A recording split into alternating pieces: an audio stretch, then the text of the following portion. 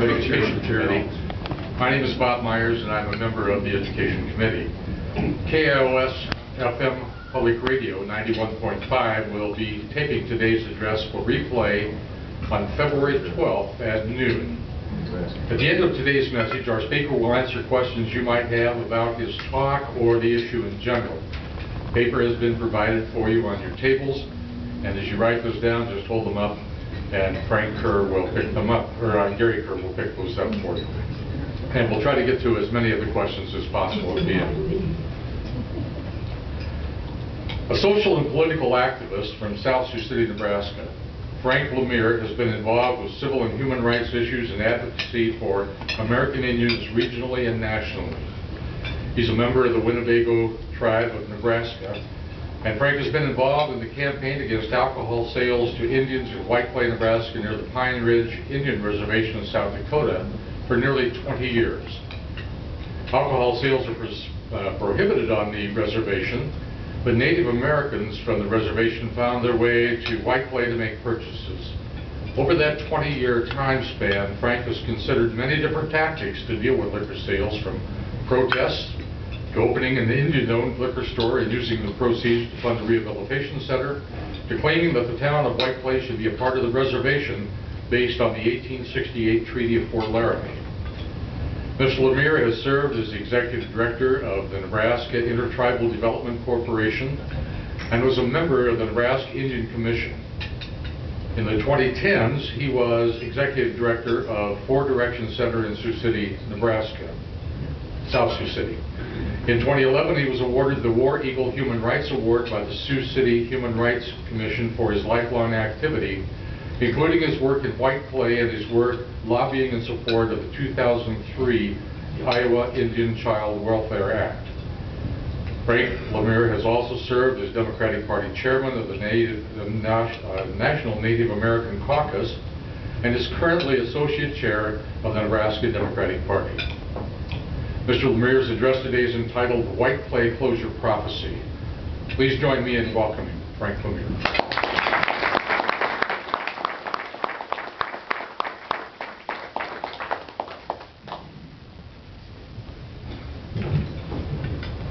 Robert, thank you very much, and thank all of you for taking time from your lives to come over here today as we gather, I hope, to talk a little bit about how things could be and how things should be.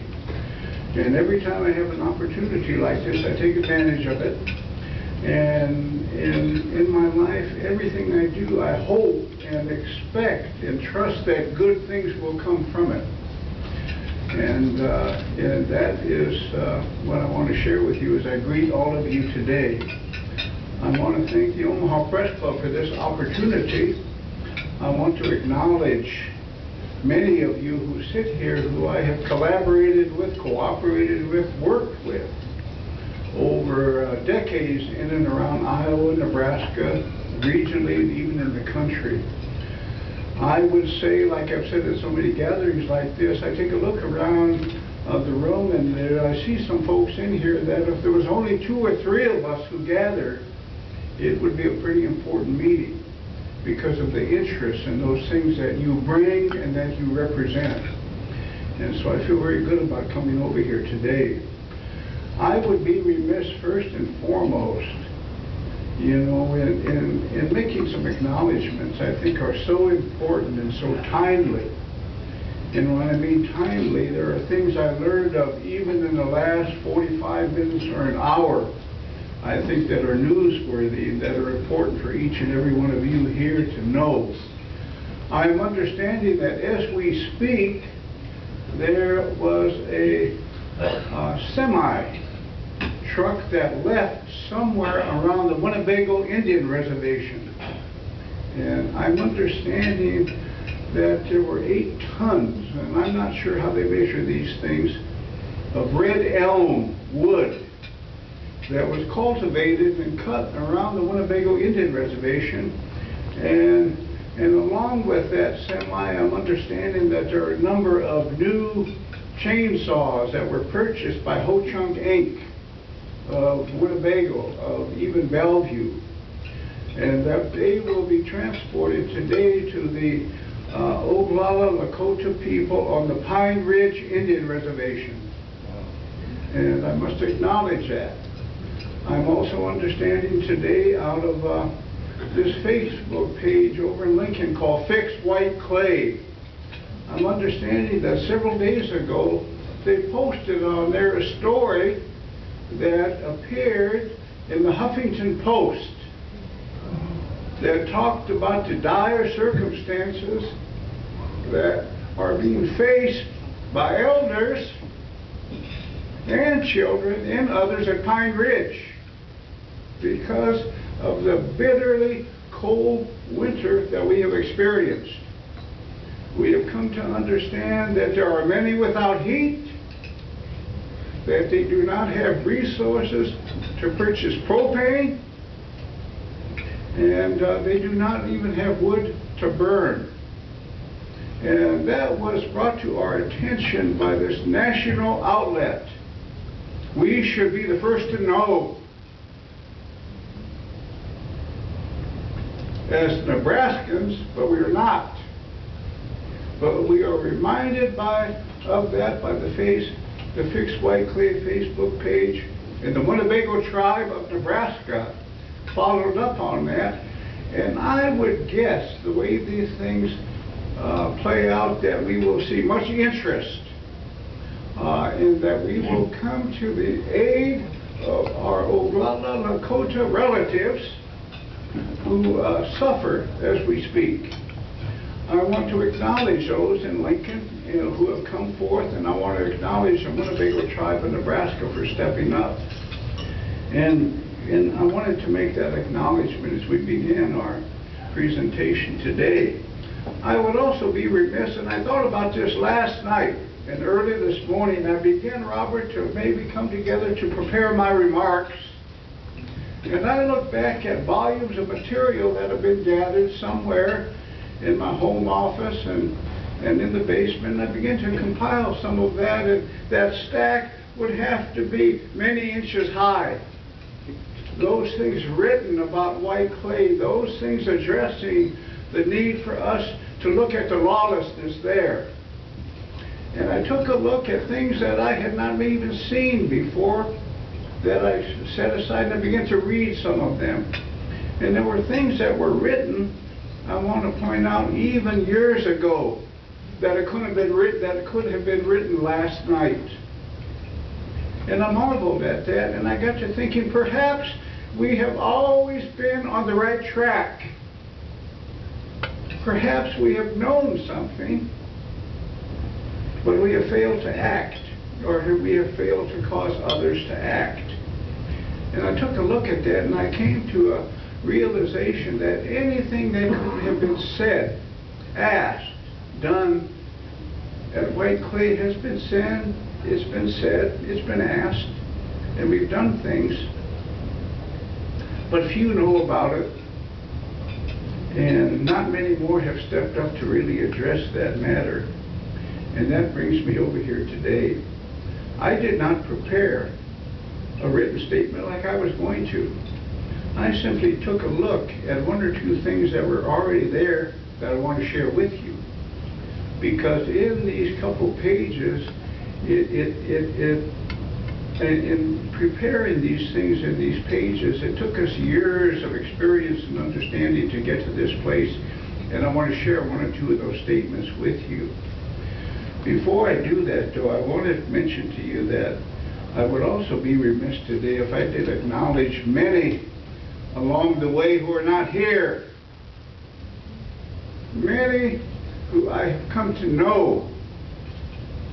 Many who years ago had come here and helped us at Pine Ridge. And I was thinking about those in the last day or so, and I began to even put a list down. And I stand on their shoulders today making these remarks and imparting this information to you. Russell Means, arrested with Russell in 1999, arrested again in 2005 for no other reason than raising issues, arrested because we said perhaps we should try to make the people well. arrested because we said, Nebraska, you should act to stop the lawlessness. Arrested but never convicted of anything. But Russell not here now, but I am. Vernon Belcourt went with us a number of times from the American Indian Movement. Dennis Banks negotiated our release after a number of us were arrested in 1999. Lost him a few months ago. I attended his services in Leech Lake, Minnesota. Talked to his daughter and said, thank you. I should have said this when he was alive. But it took 18 years because sometimes we think we're going to be here forever. But I did relate thanks for the work that he had done at Whiteclay. Webster Forebear, one of the great patriots, Nebraska patriots, one of the great American patriots that none of us know about, but helped to educate me early on at Whiteclay. Webster was wounded during the Vietnam War,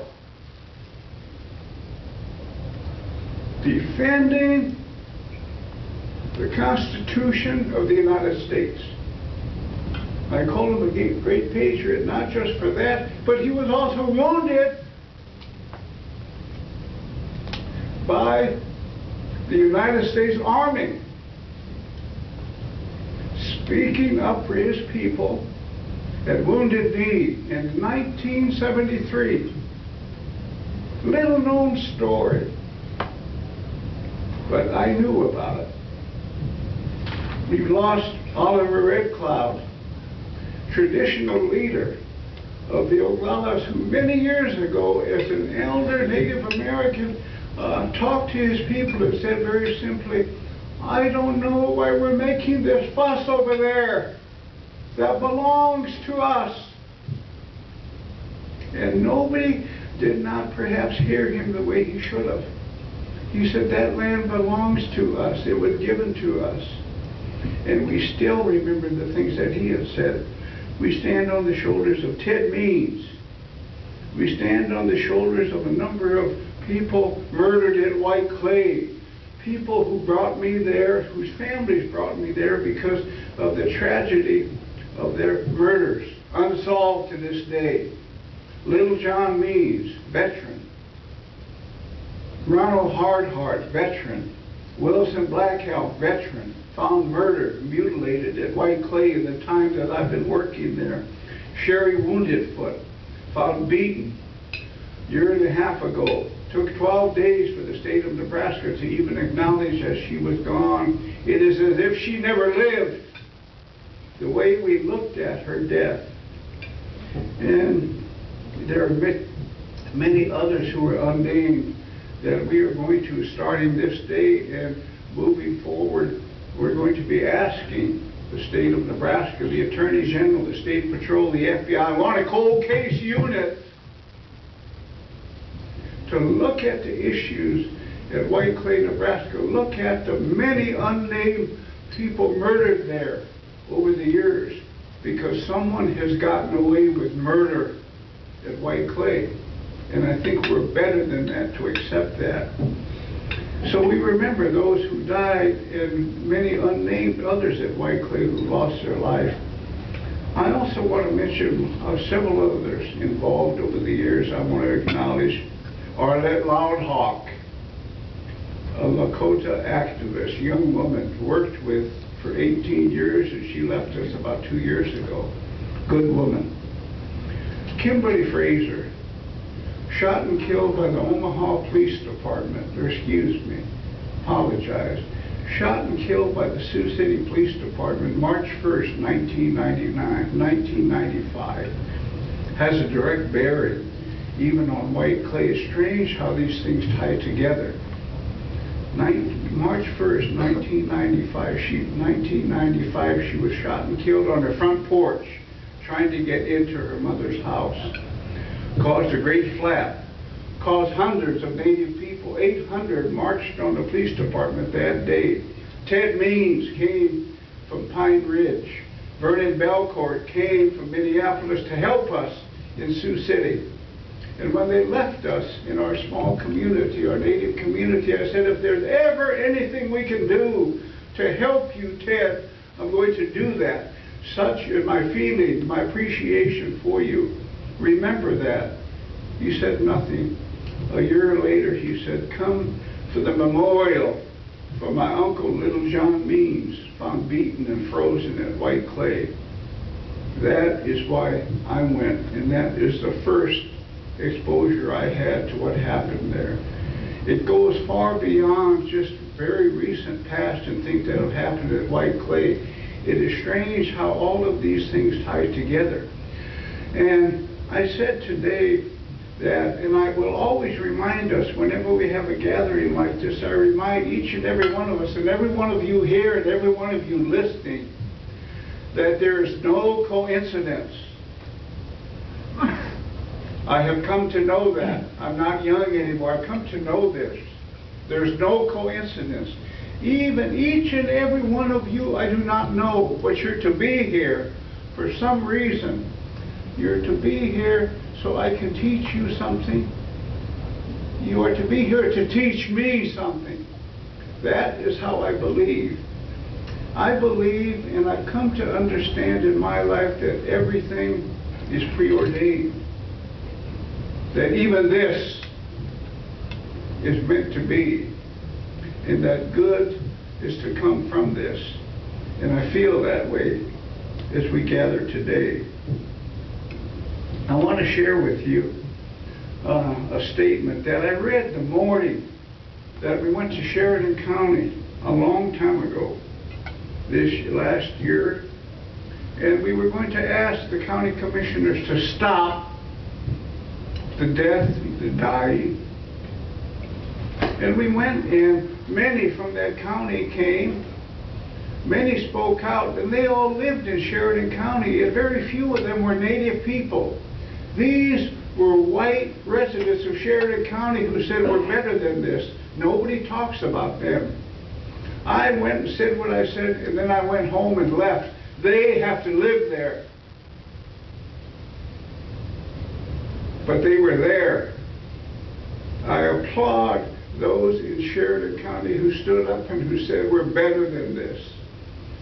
And this is a statement that says so much. I want to read it to you. Bear with me. That day I said, for many years I have come here to voice my opposition to the illegal sale of alcohol from Whiteclay, Nebraska onto the dry Pine Ridge Indian Reservation. I do so as a Native American, as a Nebraska citizen like all of you. I have voiced my concern about the crippling of children from fetal alcohol syndrome, about unsolved murders, and about the lawlessness in Whiteclay and Pine Ridge that can clearly be attributed to this illegal sale of alcohol. My words have always fallen on deaf ears, and I have silently walked away wanting to ask, is this what we think of our neighbors? That we, as Nebraskans, would let this carnage and suffering continue under the cover of law. He is not one of us, I have heard you say. He is not from here, and he does not understand the way we do things in Sheridan County, you add. Do not listen to him. I have always disagreed with you, but I will not do that today.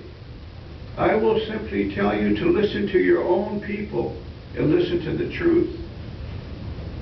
It is my understanding that there exists in the law a provision that says if 3 Sheridan County residents protest the reissuance of liquor licenses, that a hearing on the matter must take place. I'm not a lawyer, but I know that if there are no protests from Sheridan County residents, then the matters we address today become moot. That would trouble me had I not been privileged to see a list of prospective Sheridan County residents who are filing a protest. When it is completed, I dare say that there will be closer to 30 residents than to 3 who will take heart, come forward and will stand with the truth. I am moved by that. How could I not be? I think it is time that we as Nebraskans, native and non-native, discard our tired old excuses as to why we protect a status quo that leaves the Whiteclay open. It is time to rid ourselves of the tired old attitudes and old ideas that we hold about one another. It is easy to pull people apart. Whiteclay has shown us that. It is hard to bring them together. That task stands before us, I opine, and Whiteclay strangely can be the place that Nebraskans come together and where healing of the people in all Nebraskans can take place in this 150th year of statehood. That can begin if we have the nerve. At the end of the day, Whiteclay alcohol sales must stop, if for no other reason than most of us are Christians, and our teachings tell us that there will be a reckoning in this life or beyond.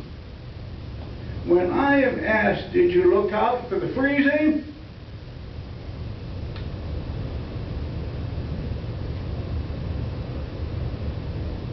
Did you stop the beating and the abuse of women and children by drunk fool husbands and fathers?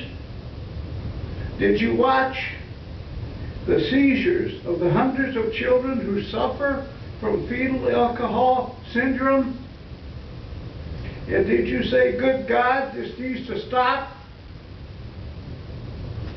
Did you say that the death and dying needs to end? When asked these questions, I will answer yes. So will many of you here. Why? Because we are Nebraskans. We are God-fearing, and we know that there are so few of us that we must look out for each other and be good to each other. Good will come from our efforts from this day forward. Things must get better. They cannot get worse. That was written on the day that Sheridan County undertook a hearing to determine whether liquor licenses at Whiteclay would be renewed. A week later, they unanimously said, let's renew them. But it was prophetic, because that is as true today as it was then. There's one other thing I want to read you, a brief letter that I had received before that, which maybe took us to that place. I wrote to the governor, Ricketts. In his first month in office, I went to him and told him to shut this place down. And I told him, and I don't know whether he heard me, perhaps, I hope he did. I said, this will be one of the hardest political decisions you will ever make. And I don't know whether he heard me or understand the importance of that. But I told him it would be a decision that you would have to make. Later, I wrote him a letter about shutting down Whiteclay, and he wrote a simple letter to me. He said, thank you for your recent correspondence regarding the ongoing alcohol-related issues in Whiteclay, Nebraska. I share your concerns in this matter. Many have worked over the years to address chronic issues in Whiteclay, and it is clear there are no easy or quick solutions for the community's challenges. I've received initial recommendations from a task force made up of local leaders who have been working on solutions to address some of the challenges associated with Whiteclay. Right now, the task force is working on tactical plans for some of these recommendations. In regard to the immediate revocation of existing licenses, which I asked for, I do not have the legal right to do so. I suggest that you contact the Nebraska Liquor Control Commission as they are the governing body that does have this authority. You can write to the Commission at Box 95047, Lincoln, Nebraska, or telephone their office. Again, thank you for sharing your views with me. Your comments are always welcome. I share that with you because I want to relate to you that over these years and even now, we play by the rules. I don't like those rules, but we played by those rules. And the governor said, here's what you must do, and we did that. And we prevailed. And I'm understanding that on September 29th, about 8:01 in the morning, the decision came down, and the results of that decision, in a word, they give us the final tally, and the final tally was Nebraska Supreme Court 7, Whiteclay beer sellers, nothing. Now, you would not know that if you go ask in Sheridan County and talk about it. It's a tough decision and it's on the fence. It's not. When you get the Supreme Court to act unanimously, perhaps we touch them in their hearts and their minds and cause them to make a very bold decision. I want to also share with you, as we gather here, that I did a computation this morning. I do this from time to time. And I told my wife this, and she asked me a tough question early this morning. She's a good critic for me, because my heart is in the right place. And sometimes I act and speak as best I can from my heart. But she will temper that sometime and ask me other things to consider. She did that this morning. I reminded her this morning that because of our work and the work of many in here, I know many of you, that 2,904,000 cans of beer have not been sold to people who have no legal place to drink it since our work began the last day of April. 2,904,000 cans. Cannot even envision that. And these are not small cans. These are not small cans, and that is what we have been able to do in our work there. Time always is too short for us, but I want to share with you something very simply, and then we can go to some questions, and that is, I talked a little bit at a number of places, a college campus or two, about prophecy. And I want to relate that. You do your own research, because that's the kind of people who you do your own research. Do your research about this 7th generation prophecy. Research some Lakota, Winnebago, leaders from across Indian country, when they talk about the 7th generation. And they talk about this prophecy. Black Elk from the Lakotas spoke of that prophecy. He said that in the 1860s, the 1870s, 70s, that this sacred hoop had been broken. And that it would take 7 generations before we begin to heal and mend that hoop. My simple sense of mathematics tells me that we are in that 7th generation, and the way my mind works, I told my good friend Brian Brewer, former tribal president of Pine Ridge, I believe that on September 29th at 8:01, that the 7th generation prophecy became real. That what Black Elk said so many years ago became real. This is a part of that healing, and we as Nebraskans are privileged to be a part of that. I told that to Brian Brewer, he said something to me, powerful, hard to even relate back. When we prevailed that day, Brian, and we had talked about this, he said, Frank, The Oglala Lakota people have never been allowed to win, and that the last time we prevailed was at the Battle of the Little Bighorn in 1876. Because of that, he says, we have never been allowed to win. Then he said, we won today, and we'll speak of this day long after all of us are gone. I believe in this prophecy. I believe that I and others have got to be a part of that prophecy. And that brings us to this place at this time. Much work ahead.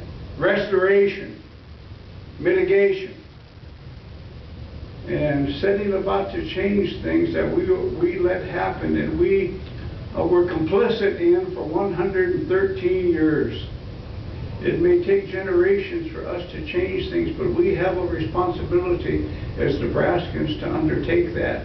And we'll open it to questions, but there's one other thing, John, you need to know. I want you to think about this, about our neighbors. They are not your enemies. But a little known fact, the Winnebagos, the Ho-Chunga people, whom I am,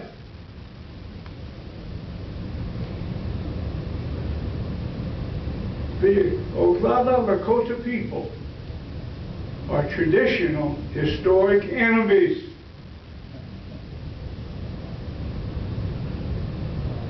And sometimes in Winnebago, our own people will say, Frank, are you aware of that? Yes, I am. The Oglalas are aware of that. If we can see fit to recognize them as brothers and sisters, so should all of Nebraska. And I want to impart that to you today. And that being said, thank you for your time, and I understand we have a chance to talk. Thank you. If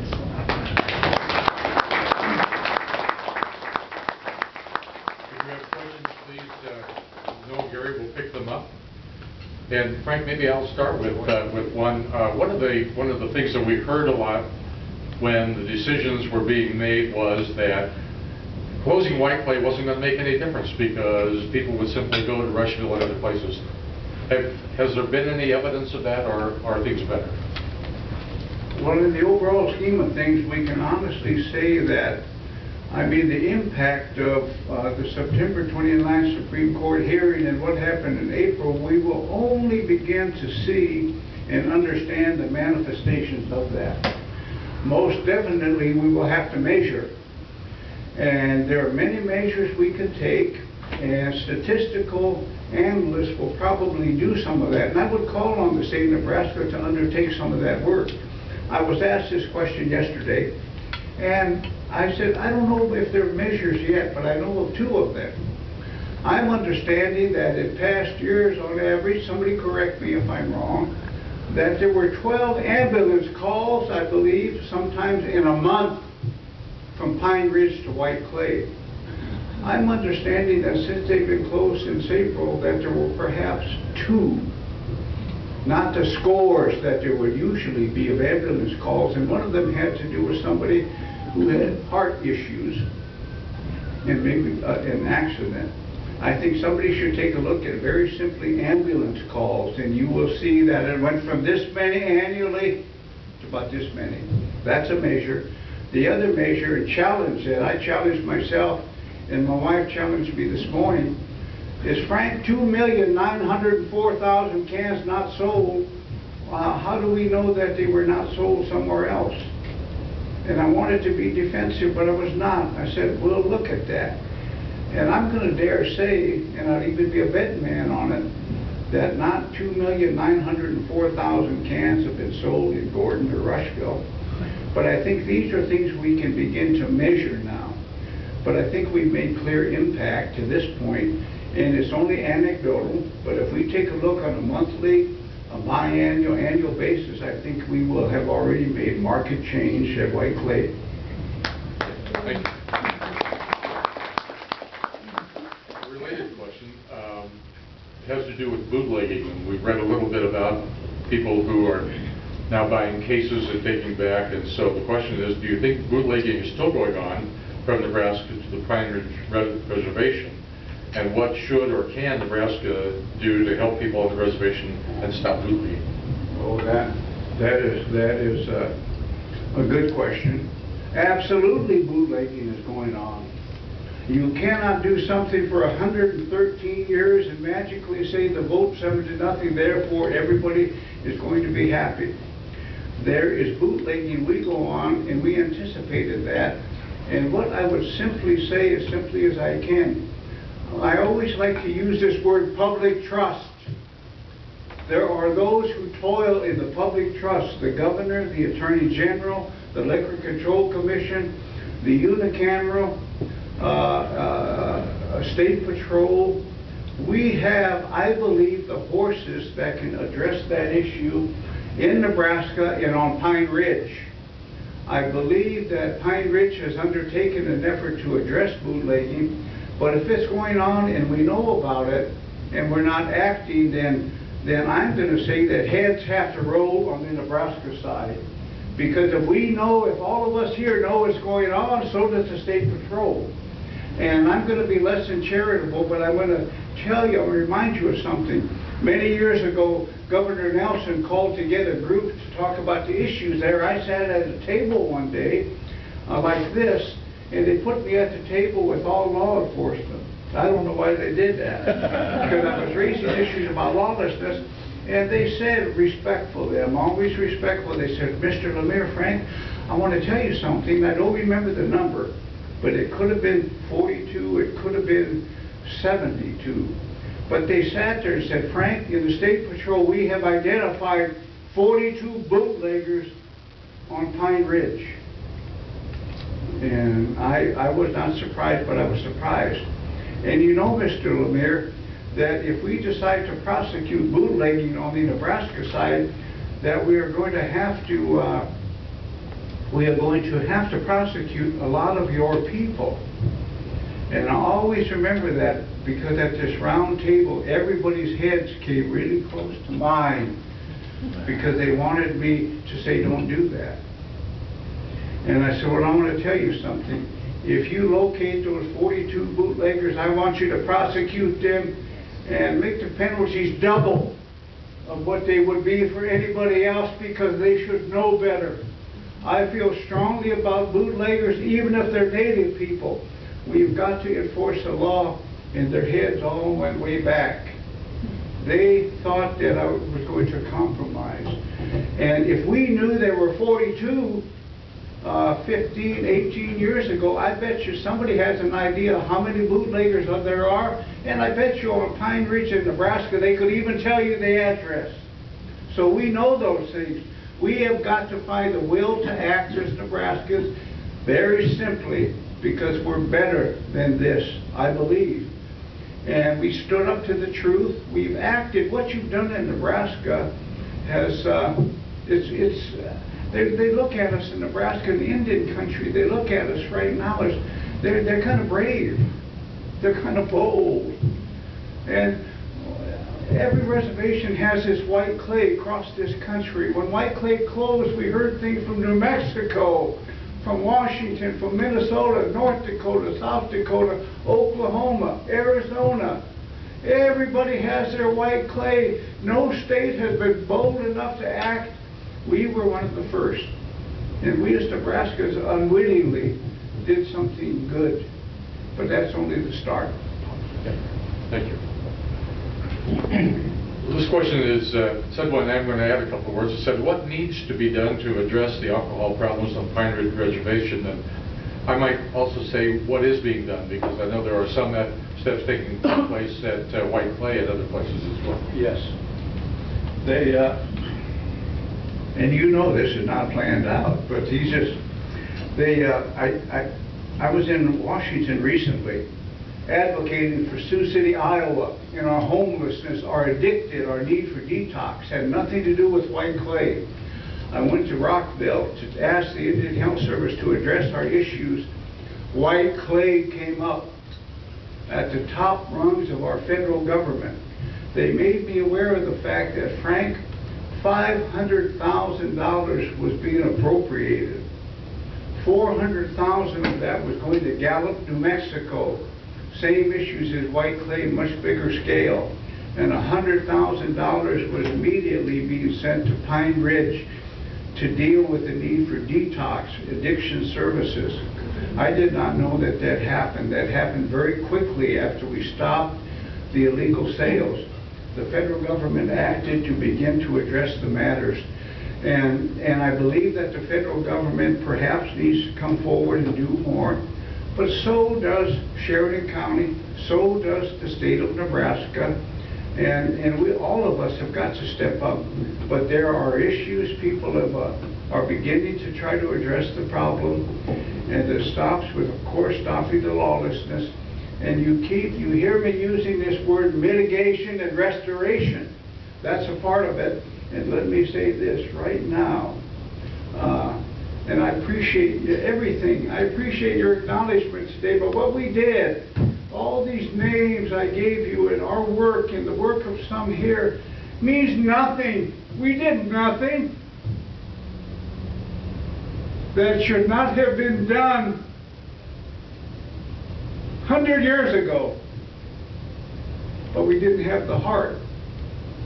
We have the heart now. And now the work begins. And the work begins to address some of those things that we watched. And it's going to cause all of us as Nebraskans and as Americans to step up and to address that issue. We're a big part of the failures at Pine Ridge. We can't simply point a finger, you know, because we're a part of that. And we've got to do what we can to mitigate, to restore, and to do something real. We'll see bills in our legislature, good things that people want to do. We need to address the problem, deal with real people, impact real lives. It's kind of a related question, and a little more specific. So could you talk a little bit about UNMC's role in Whiteclay?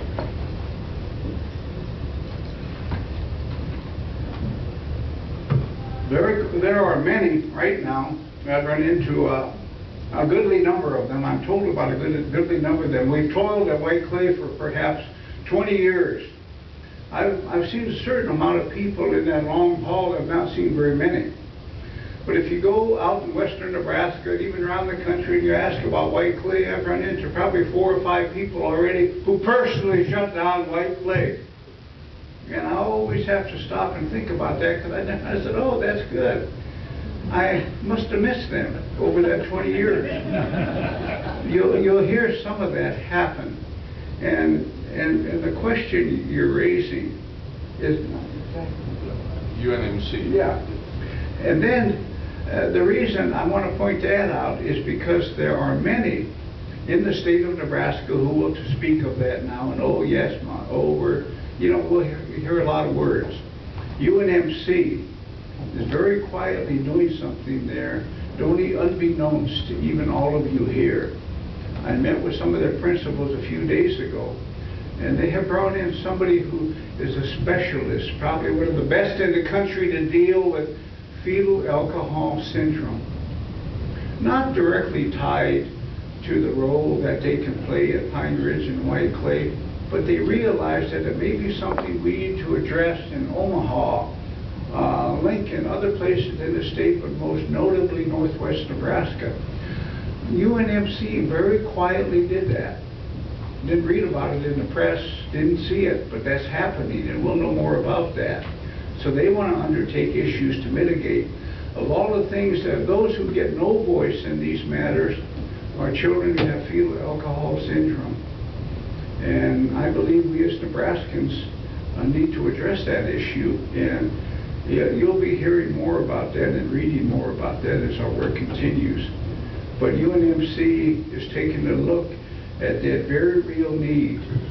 And we'll hear more about that, and I want us to make some impact there. and I believe that we will.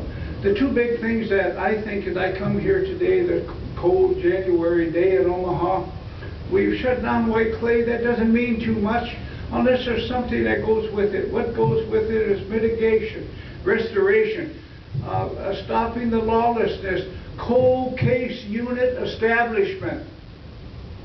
We need to establish a cold case unit. Send that word out.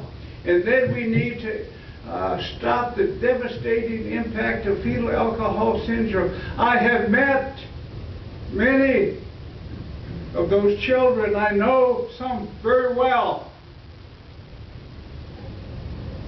What we did, Frank, the rest of us, we allowed hundreds and hundreds of children at Whiteclay to be crippled in the womb. And we knew that. All of you, me, we knew that.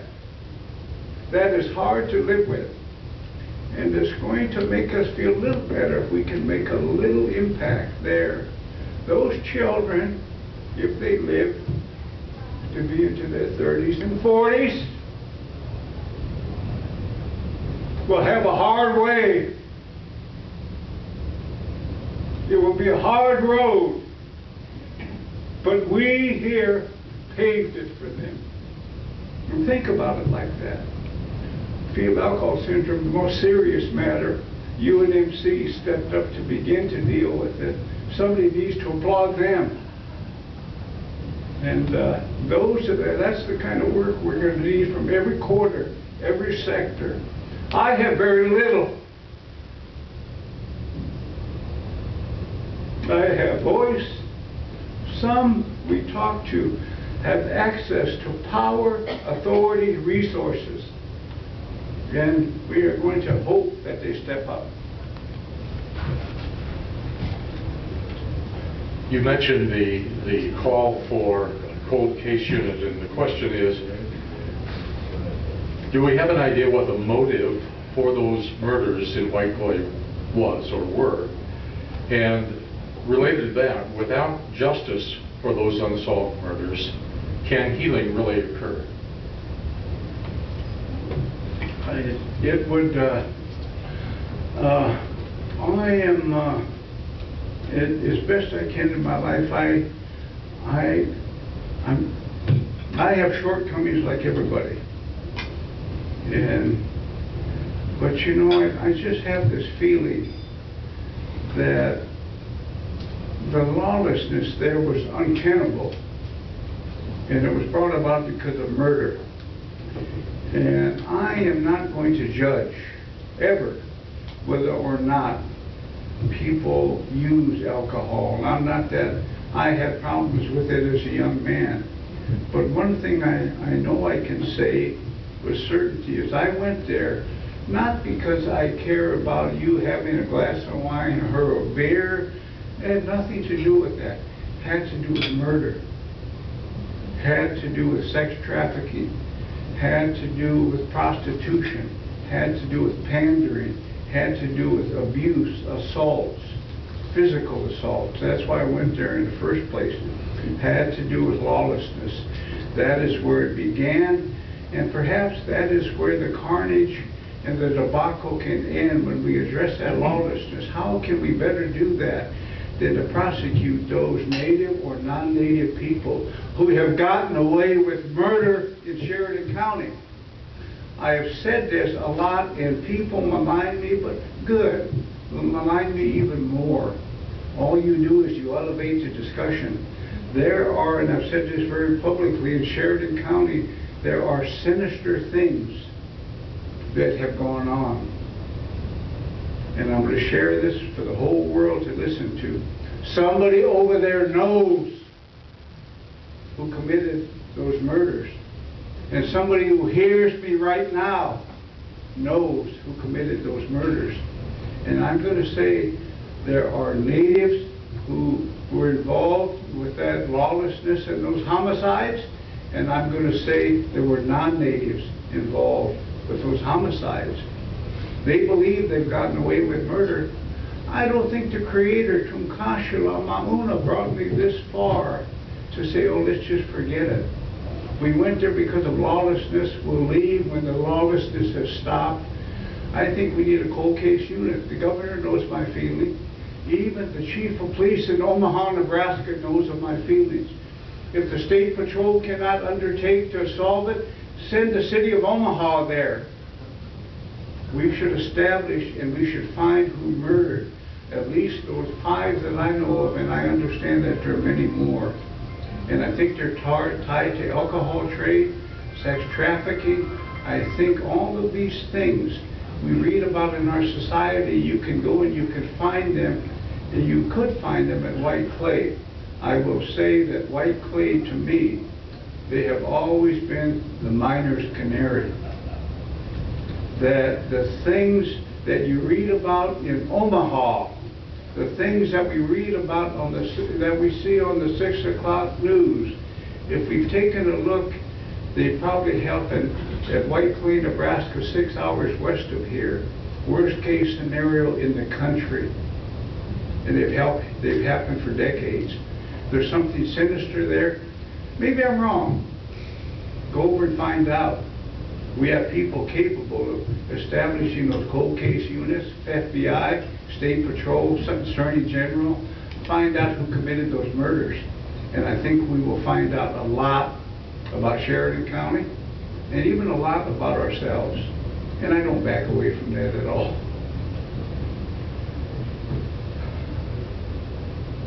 We're all very happy that the 2,900,000 plus cans of beer were not sold this year. But what are the chances of those stores being relicensed? Probably 0 at this point. I don't see things getting better. And I've heard that. I've heard those things. Nobody ever calls me up and tells me that, but I walk and I hear. And maybe, perhaps somewhere in the future, there's an opportunity that the flow of alcohol would again start up there, but I think that alcohol cannot be sold to people who have no legal place to drink it. And the other thing I want to share, and this is the press did this, not me, and I want to hear about this $604,000 of taxes that were not paid federally and to us in like a 1.5, 2 year period of time. They're in question now. The beer sellers and how they handle proceeds and how they address the issues of taxes being investigated. And that's only 2 year period of time. Good God, take that times 113 years. Something happened there. And I think that when we get our tax situation squared away, whenever that will be, years from now, maybe they can begin to talk about it. But if something has happened there, they need to sort. I believe they need to sort that out. Yeah. Well, we're running quite short of time, but and this is a pretty intense question, and I'll try to do it as well as I can. You spoke about the Native American people's lives being lost, the murders not being solved. You talked about perhaps the Omaha police being able to help. This questioner is concerned about the Omaha police and the reaction to Zachary Bearheels. And I know that you were involved some with that case, and you know, if you could share some feelings about that, and maybe even the use of that term excited delirium. Yeah. In this country, sadly, and I've dealt with a lot of families in Lincoln, Omaha, Sioux City, Gordon, other places, whose family have been lost at the hands of law enforcement.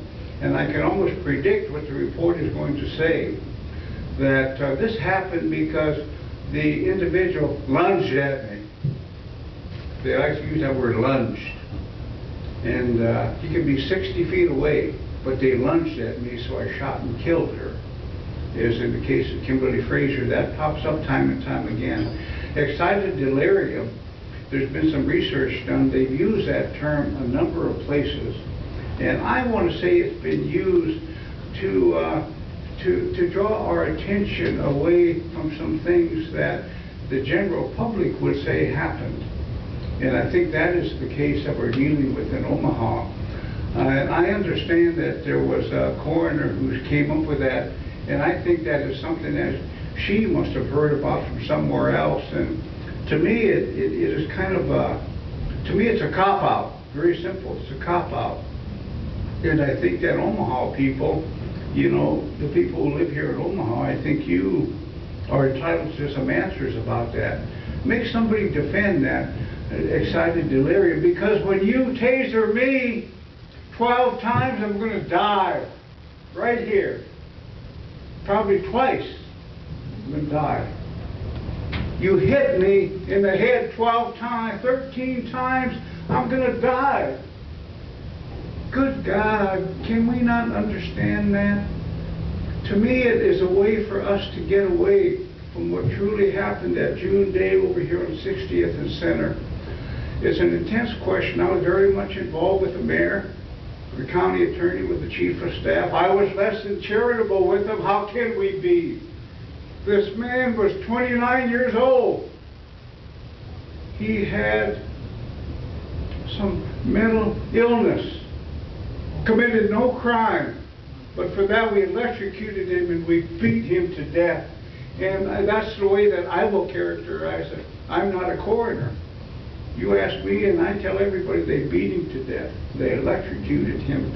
And I think you ask 100 people in Omaha, I think a majority of them would say, I agree with that. I don't understand this excited delirium.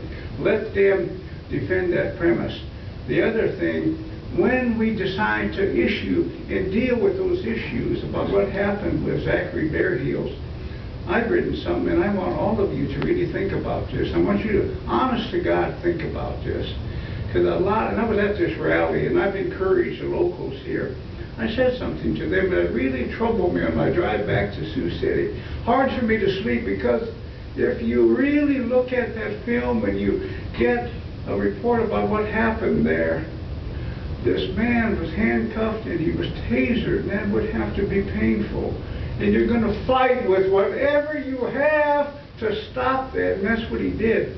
He was being tortured, and he fought as best he could.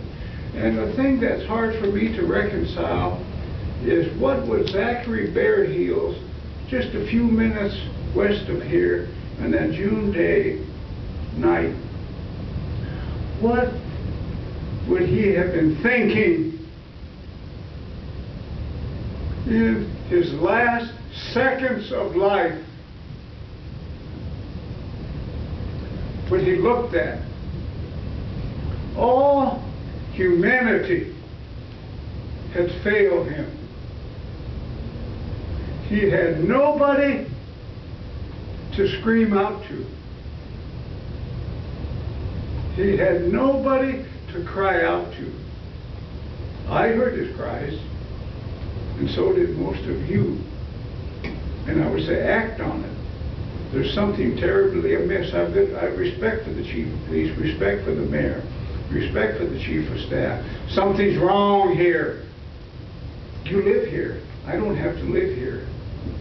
And you need to ask those tough questions, because they're supposed to serve and protect you. I want justice served, and I don't want to read these press accounts like I've had to read, and I respectfully just shake my head. This individual, this individual, this individual, this individual. Oh, they're good people. It's hard for me to really accept, as is the premise, and I have to get this out. Why are we prosecuting 2 black officers? Why are we not prosecuting these 2 white women? Prosecute all of them, and just like I said about natives and non-natives, Indian people in Sheridan County, prosecute all of them to the full extent of the law. Because that is the way I feel.